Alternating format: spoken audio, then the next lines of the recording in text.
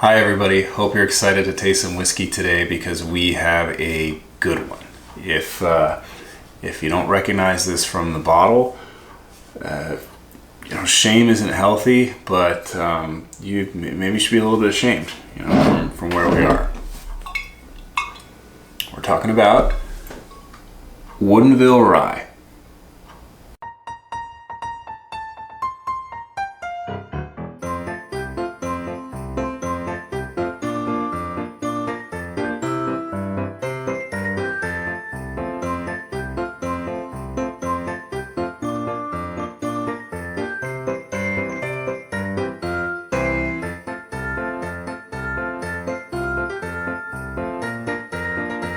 Woodinville Whiskey Company is just a few miles down the road from my house, where I'm filming all this right now, in Woodinville, Washington. They've been around for less than 10 years, I believe, or maybe close to it. They have really made a name for themselves. Woodinville, for whiskey nerds, people who are into bourbon and rye across the country, they're known.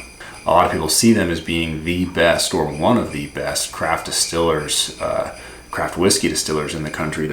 They were mentored by one of the best, a guy named David Pickerel. He's known as like the Johnny Appleseed of craft whiskey because he, went around, sowing his seeds of knowledge with craft distilleries all across the country to make these really strong brands that are still present today. And he's the guy who really made Makers what it is now, and his legacy lives on with all these other craft distillers as well, including our very own Woodinville Whiskey Company. If you've not tried this rye, you should have. It's not exactly supporting local business anymore. It kind of is. They were bought by Moet Hennessy a while back for a pretty good sum, but this really is it's a local cool story of these guys who wanted to make good whiskey. They do it with local ingredients, a true craft distillery, and they age it here in Quincy. So let's fill up a glass.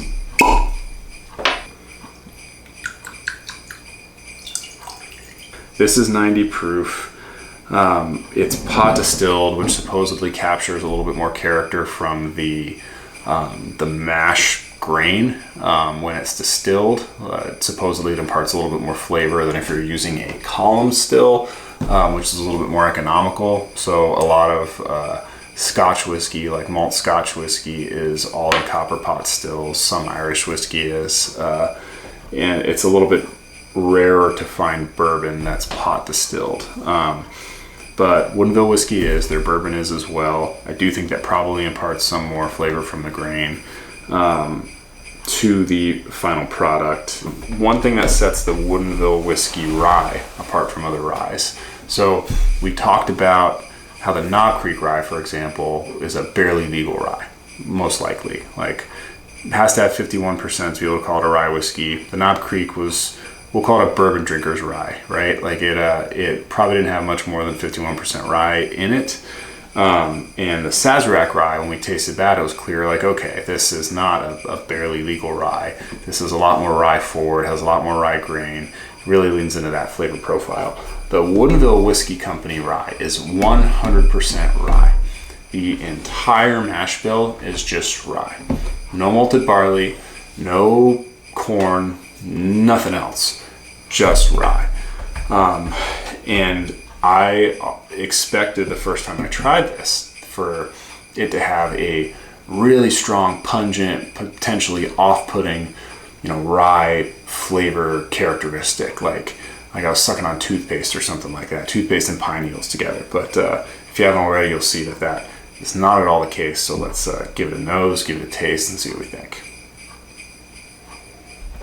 I kind of box in, if you haven't been able to tell already, rye notes into certain categories, and for me, this rye kind of falls in between a lot of those boxes and flavor profiles that I've talked about so far.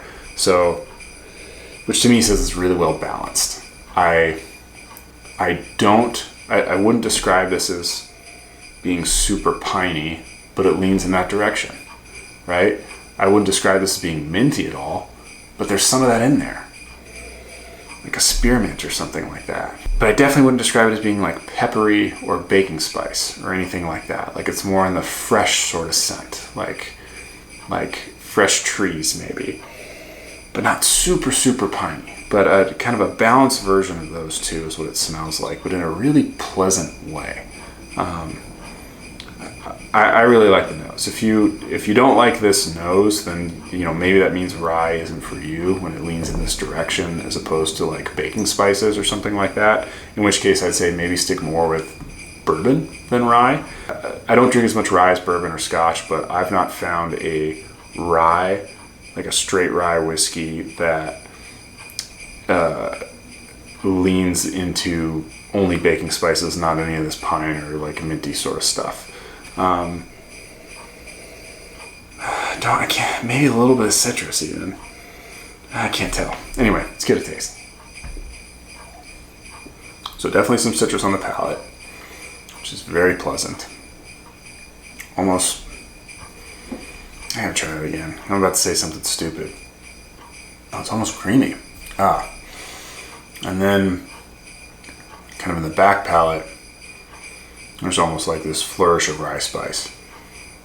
Weird. It's almost, this is going to sound dumb, I might disagree with this if I try this again tomorrow, but like on the front palate and as it develops, I get some citrus and then almost, a creaminess where it's almost like a creamsicle, and then flourishes into like some light piney notes.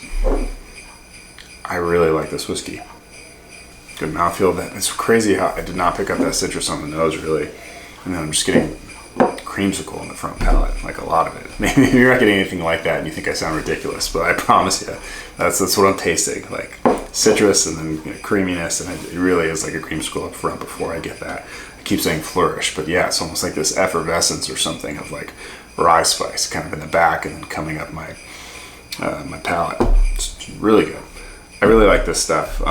If you do too, man, the only thing I would recommend, try some other 100% ryes just to see how different they can be and to see how difficult it is to find another one. MGP, they're pretty popular, famous, I'd say, they're famous for popularizing a 95-5 rye. So it's 95% rye, 5% malted barley, which is a really high rye content rye. That might be one worth trying too. Just different bottlers that have sourced from MGP and used their rye, just to kind of compare, to what different high ryes can taste like, because you're not going to get these same flavor profiles in every high rye whiskey that you taste, and I think that's kind of a cool thing to distinguish with what Woodinville's doing here. But if you like this, I would just recommend the cask strength. Like anything Woodinville, their cask strength bourbon, their cask strength rye, those are by far the best products that they sell. Some of their limited releases are cool. To taste, at least to purchase, it's gonna depend on the person. I've had some of their limited releases, I've had all their standard releases, and the cask strength versions of the bourbon and ryes are by far the best products in my opinion. Hope you're feeling a little bit of the Christmas spirit with this one too. It's certainly setting in for me, and I'm really excited to walk you through what we're gonna be trying tomorrow. Cheers everyone, Merry Christmas.